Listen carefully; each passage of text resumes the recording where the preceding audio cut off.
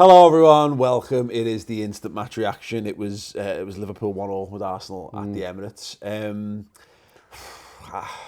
Tom, there are positives in a wide sense, and some from this game. But the overriding feeling I get out of this was just a bit down and a bit disappointed, really. Yeah, every time Liverpool don't win, you feel upset, and I think we'd made the breakthrough, and it was just about keeping it tight, and we couldn't do that. But we always knew Arsenal's attack was going to be a threat, and I think as a neutral watching it, you'd enjoy watching that game of football, and that's the best thing about Liverpool is the games are enjoyable to watch. I put it at half-time, I tweeted out saying it was like a mad, horrendous, almost brilliant first half of football because we were like clenched. Yeah. So clenched for so much that first half because the attack thing they weren't like carving us apart, but they were causing problems. Exactly. It was textbook how you play footy. You kick it to a good lad, he takes a touch, and you get runners in and around them, and you knock it off, and it's very hard to defend. And it caused us a few problems, but equally, even though I think they were the better team in the first half, we could have had 2 goals in the first half. Yeah, I mean, Virgil van Dijk, that header, and then obviously the offside. It's one of them. I wrote down my notes, Virgil van Dijk should have got like 3 goals that game, and the one where it drops down, the composure to bring the ball down in the box, and you're thinking, you've done the hard part, slot it to the side of the keeper, and it's a tough one. Or just let the keeper... Exactly. Look, this is horrendous, but cause the goalkeeper some damage. If you're going to do it, then do it. Look, I've been on the receiving end of them so many times, and if you keep it out, you don't care ultimately. But if you're going to be in that situation, just smack it. Just absolutely leather. We had a spell of 10, 15 minutes, maybe 10 minutes where we looked really, really good. We've been under the cosh for 25, and then we just went, no, got a foot on the ball, and we were playing it round really nicely. And look, that goal goes in, or the goal is wrongly disallowed. Yeah. If that goal counts, I think we build on from that. Yeah. It's just so frustrating. It is really frustrating, considering how tight everything is at the top of the league as well. You kind of need them things to go for you, because when you're not, we weren't brilliant today. We created more than enough chances to win the game, but we weren't good enough to so that I feel like we're robbed with a point there. I think Arsenal they'll be made up with a point because they're just finding the feet or whatever. It'll feel more like 2 points dropped, I think, to us than maybe it will. Arsenal fans probably listening or watching will maybe disagree with that, but that's fair to them.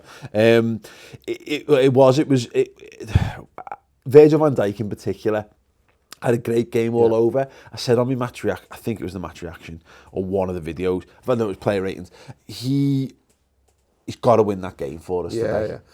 He had, like I say, he had the opportunities. He obviously has that 1 second half where he heads the ball straight at Leno. Yeah. But look, he could put that into either side. He's got the one where he gets clattered and he hits the post, doesn't he? And he's got the one that the keeper saves down. He's completely unmarked there. It's a cliche, and it's one of the things that basic fellas shout at the match, like, no, hit the target, put it in the back of the net. Yeah. But honestly, just if he puts that either side of the goalkeeper, he scored a goal there, and I can't be critical of a centre half not scoring a goal. And defensively, he was solid. Yeah. That's the big thing for me, Paul. Is there was some last ditch stuff. There was one. They're on a breakthrough, and he just steps in front of the man, completely diffuses the situation, and strolls away with the ball. And you're thinking, that's what we've got him in there for. And so I can't really bemoan the fact that he's not. He should obviously get a goal for us. He should put it to bed, but he kept us tight at the back all game. So is it his job to win us that game? That's the thing. But I don't think you can get away with. You can't get away with missing gilt-edged opportunities and then having the refereeing decision go against you. Yeah. The odds start to stack up because you go away from home against a good team.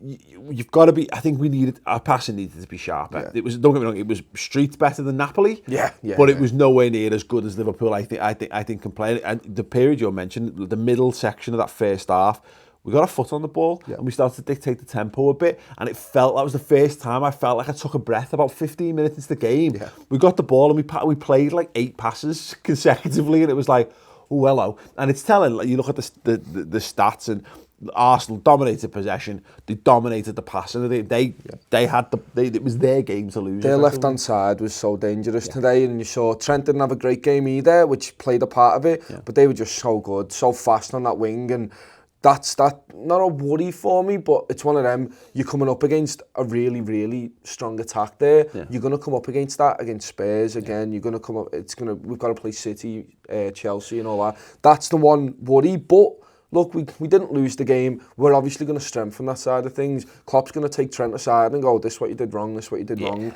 and we're going to build from it. In hindsight, and my suspicion is if Lovren was fit, he'd have started that, and Gomez would have started right back. Yeah. And going into the game, I'd said, no, that's the back five I would have played that we played today, and I was all up for that. But then that's because I've underestimated Arsenal. I don't think Klopp will have done that. I think we would have played Lovren, I think we'd have played Gomez, and I think we'd have been a bit more solid as a result, because it gave them confidence. That spell they had at the start of the game made them think, we're going to get something from this, and they kept on going, and they had that all through the game. They caused us problems all game. The one thing about Trent, though, obviously he didn't have a great game defensively. In that spell we're talking about, in the first half, he played some really good balls. Obviously that one to Firmino, which should have been a goal. We'd be sat there going, that's a great ball there. Yeah, and then the decision's completely vindicated because he's got well, it wouldn't be this, but you know what I mean. He's played it. He's got a key pass that's contributed to a goal, and you go, okay, well, we feel a little bit more unsteady at the back, but he's having an impact, and who knows how the game goes as well. That's the disappointing thing. I don't like to harp on about things as decisions go the way they go. And look, we could have gone on and lost that game 3-1. Yeah. You never know. But the linesman, I mean, I can see how it's. I can understand if it was the linesman was on the other side, because Mane's in front of you, and you might not be able to see clearly, but you should be able to see Mane behind Firmino. It's a fundamental of the game. He's behind play. He's onside. I think it's the reaction of all the players around, because Mane puts that in really calmly, doesn't really celebrate. He's about to wheel off and go, but all the players are like kind of static. One of the Arsenal players turns around and starts shouting at the linesman as he's flagging, and you're thinking, is the linesman just going, oh, well, they're reacting weirdly? Like, it's one of them where you're just putting it into the goal for putting it into the goal's sake. Well, we've had a few of them, to be fair, haven't we? You know, there was a great reaction from a Lovren goal a while ago where we celebrate. Is it? It is, and it gets given. So, I mean, we've done that before, but you're right. Maybe there's something to just like cartwheeling away and all that. But I think everyone, look, it was tight. They're not soft. They're aware that the goalkeeper is the last man. So he wasn't being played. If he'd been ahead of Firmino, he's offside. Because there's just not enough Arsenal players in the equation. But he's behind play, so it's completely irrelevant. So it's poor officiating ultimately. Should Firmino have just scored that one? There's been a lot of, I think Stewart put on Twitter, it was offside, but he should have just finished it. And I've watched it back. I think he does really well to even get there in the first place. Yeah, it's a good look. He tries to think the keeper, doesn't he? And good players do good things. I like thinking the keeper. Yeah. I'm all for thinking the keeper. It makes you look really good. Again, we're talking about decisions where the ball is saved and Mane puts it in. It's a goal. Yeah, it's a goal. Yes, Firmino maybe could have done something different. You know, maybe Van Dijk could have led it, etc. It's hard. It's one of those things that we shouldn't have to pull this apart, but you know they've ended up being key moments in the game. And all I wanted from this was that to not be a key talking point. We mentioned it briefly. Trent Alexander-Arnold, not a good performance from him. And fair, I mean, look, he's a kid. You're not going to get 10 out of 10 performances from a 20-year-old fullback week in, week out. Hopefully he comes back better. Fabinho is the one I was probably most disappointed with, and I'm only disappointed, Tom, because I've built him up in my head. I was so stupid to I got carried away last week. I got really carried away with Fabinho. His tackling was okay though. There was a few moments where he stuck a leg in and we just wheeled away with it. I don't think he's fast enough mentally and physically at the moment. That's going to come with games in the Premier League, and it was telling, wasn't it, that he looked he looked dominant against Red Star, which gives you hope actually for the Champions League game next week, of course. He wasn't quite as good against Cardiff, but I thought he was still really good. but that's top level opposition you're coming up against, and he looked. I use expressions like half a yard off the face. Let's use an arbitrary figure. He looked behind the speed of the game. And let's not forget them over 2 games he was playing in a 2-man midfield. Yeah. So he had that. I know 3-man. He theoretically should have extra cover. It's more men. But the way we play is a lot different in that role. Well, we switched him, didn't we? Because I think he started as the 6 with Wijnaldum and Milner. I haven't watched it back, and I know Chris will probably do something on this at some point. But we switched it round later on in the game, and I don't know whether it was when he picked up his yellow card or whether it happened before, but Gini became the centre of the 3. Wijnaldum went to that. It was defo second. Well, Milner switched second half, and I don't know whether it happened just then. I was more focused on the Milner thing, but Gini was central, Fabinho was the left, and it was, that meant that he needed to get further up the pitch, but we've just said he was just he was behind the pace of the game. Yeah. So I think that hampered us in what we were looking to do in their third of the pitch as well. It's one of them.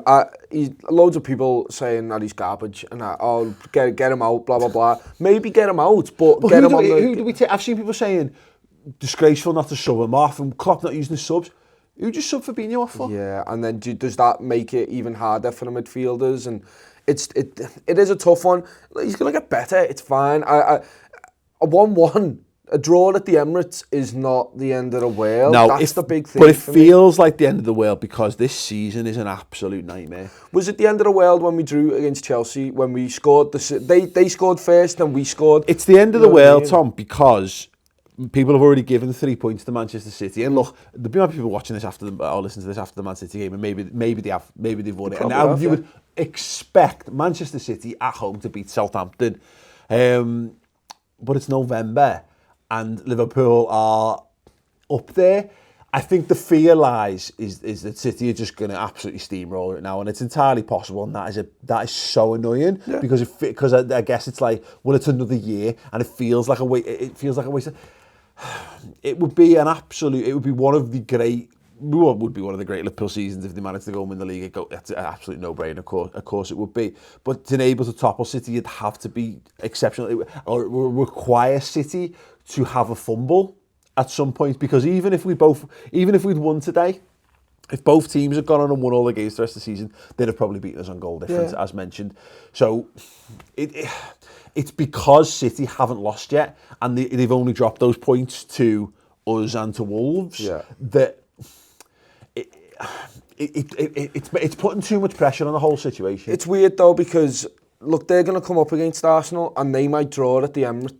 Or, you know what I mean? They might draw and then we'll play Southampton. The difference is, and this is the annoying thing, is that them and Chelsea played Arsenal first 2 games of the season. And I said this, I'm annoyed that I'd have much rather played Arsenal in the first 2 games of the season than played them after 11 games when they finally got up and running. They've just gone on a run of 12 unbeaten, 11 wins, 1 draw, where they found their feet and they trust in themselves and they've got that spark. They didn't have that. It was a new manager finding his feet when they come up against it, and that's an annoyance. But Chelsea and City have got to play each other in a few weeks' time. That will be a big measure of where those teams are at. So look, it's the doom and gloom, and I think inevitably, we said this before, we see it all the time. We've been doing this for years. I think the initial reactions, and the problem with social media is you put your initial reaction out, and then we react to initial reactions. That's what we do. I think I'll feel calmer about this probably when I watch the game back. I'll feel calmer about it in a couple of days' time. If Southampton pulls something mega out the bag, I'll feel loads more calm about it. It's just the way it is. Look, we scored a pretty good goal. Mane burst through, and then obviously it drops to James Milner, and then they scored. Their goal's really good. It's a very good. It's annoying because it was a little spell where Trent wasn't great down that right hand side. We were a little bit sloppy in possession. Great run through though, we just didn't really get a grip, and they went for that. Yeah, they went all out to try and get a draw. You know, they put Welbeck on the pitch. They had Lacazette there. They had Iwobi playing basically fullback. They had a winger. A guy's played in the front 4 for them this season, playing fullback to try and get something out of the game. They're a good attacking side, and they've had to throw everything at us to get a draw at the Emirates, which is it's a small consolation. It is. I mean, I watched the goal back, and the thing for me is Virgil van Dijk, in my mind, should be on the line, but he can't be on the line because Danny Welbeck's there, and that's the thing. everyone knows he's about to shoot. Joe Gomez is so close to getting there. Obviously, Alisson's out of the play, but he has to go out. But he's not far away from saving it either. Like. He has to go out. It's not his fault. He has to go out and pressure that ball. He forced him away, and it's a great bit of play. I've seen one or two, and here's the thing: when the goalkeeper, when you go out like that, you've gone out there, you've gone big, you've driven the guy wide. The space of time between that and then, like I said, getting control of the ball. As a goalkeeper, you do two things.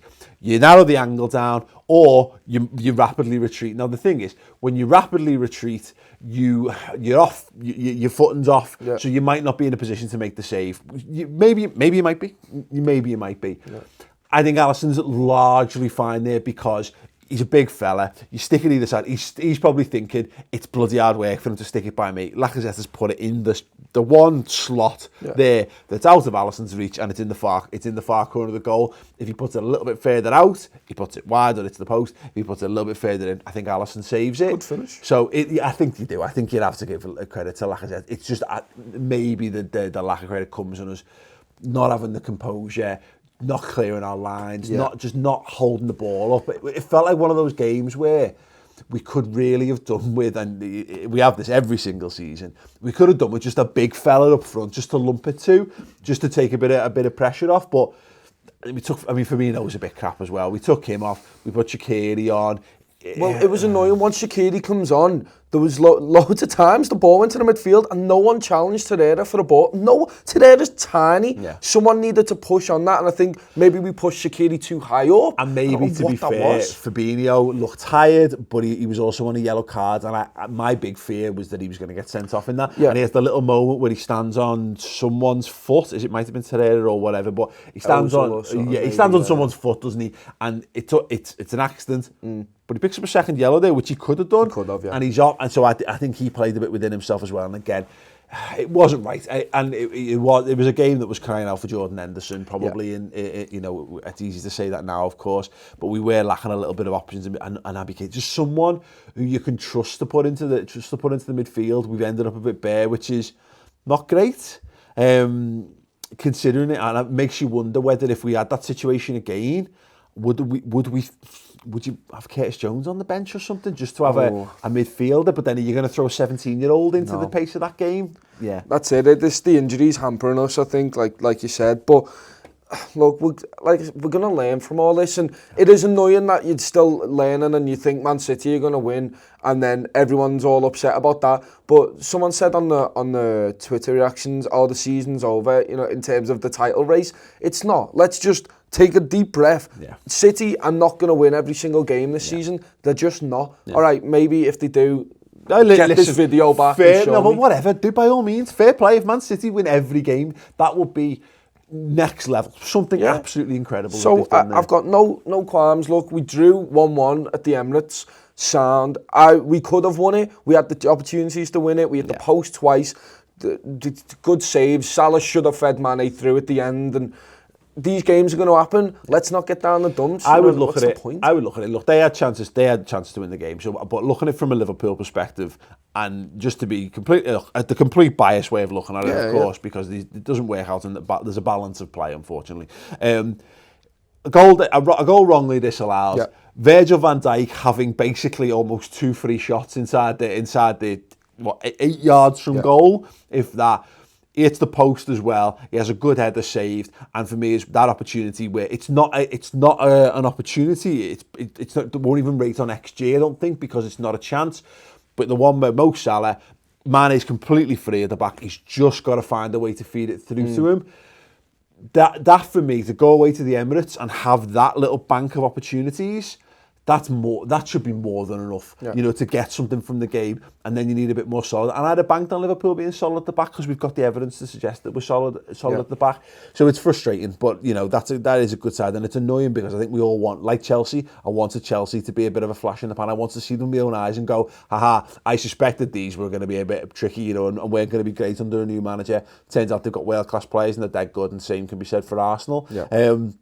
All we got to hope, and look, it's funny, I've been saying this for the all season, is I really hope Danny Ings is like the secret man of the season for Liverpool. Yeah. Like he ends up being Liverpool's player of the year because he's out on loan and he scores important goals against our rivals. Odds of it happening, slim, very, very slim. Yeah. But you know what? Footy is like that. People can't, mad things can happen. No one expected them to drop points. I don't have any expectations whatsoever of Man City dropping points. But until they've got those points on the board, you know, twice in the last decade, because go back to 2000, in fact, it was 10 years ago, 2008, 2009, we drew with West Ham at home and got booed off the pitch by our own fans. We went top of the league that night. Yeah. Now, we've gone top of the league tonight. It's not the result we were looking for. It's not the daylight. It's not putting the pressure on Manchester City. Yeah. But what it does as well is it takes the pressure off Man City a little bit. It's a different test. Who knows, Tom? We can do this all day long. Genuinely, it's fine. Everyone, obviously, it's disappointing because you want to be... We should be beating Arsenal there because we're good enough to. We know we are. But at the end of the day, let's take each game at a time. We'll focus on the next one. We've got Red Star coming up in 2 days. Yeah. Let's just put it out of our mind. Liverpool's aim this season is to bridge the gap between us and Man City. If we manage to bridge it so close that we are on their toes in the final furlong, the final leg of the season, and we give ourselves the opportunity to go for the title, then brilliant. You know, that's what we want to do. We want to be in contention right at the end of the season. And it's not the end of the season. We've got no idea of knowing whether we'll do that or not. But yeah, I mean, getting a draw at the Emirates shouldn't be seen as the end of the world. A lot of seasons still to go. Yeah. Fortunately, realistically, unfortunately, because it's going to be horrendous. At least we didn't lose. No. But this is what we've got, Tom. We've got 7 months of this. We've got 7 months. Boss. This is right. I'll give you an indication, right? We're upset and people are losing their heads, and the reaction I've seen online to this, and I've seen so many. I've been doing this for 8 years, 8.5 years nearly now. All right, this is our ninth season of doing Redmen, and I've seen meltdowns from our fans online and reactions to really bad games. This is quite a similar disappointment to games I've seen in the past, except, as I say, right now we are top of the Premier League, and we've just drawn away against Arsenal at the Emirates. And we are disappointed, we are upset, and we feel like somehow our season's over. I have to see that as a good thing. People are upset because they want Liverpool to do well. They want to see them be the best team, and I understand completely. You're disappointed. It's one of them where, there's no point. There is genuinely no point, and we're gonna get better from it. We genuinely are. Simple lesson for everyone now watching and listening to this. Do not watch that Manchester City game on Sunday. Yeah. Don't. Get on. Go and do something different with your day. Get out the house. Go see your family, see your friends, see loved ones. Take the dog for whatever. Go and do something. Lock yourself in a bunker. Go on the media blackout, whatever. And if it turns out at the end of the night when you get your phone out, when you get in bed and check the football results. And if it turns out that Man City have dropped points, then you know what? Absolutely amazing, because footy can be brilliant sometimes. But more likely than not, they won't. They'll win, and you know what? We'll just go on to the next game week, and we'll get more points and so on and so forth. So yeah, don't worry too much about it. Tom, absolute pleasure. Thank you. Right, give me your comments in the comments section below this, or you can tweet in at the Redmen TV. I'm going to be pulling the best comments and questions and discussion points into the final word on Monday's show on the redmentv.com. So yeah, and if you want to go over and you want more analysis to this, we're going to sit back, we're going to sit down, we're going to watch the game through again, we're going to get a better handle on things, and we're going to analyse it better over on the website. So you can get over there, redmentv.com. It's free for the first month. So if you need more comfort, more solace in this terrible world where we are maybe all briefly top of the league, come over to redmentv.com and sign up and start it and get your free month and get involved. Thanks. See you all soon. Ta-ra.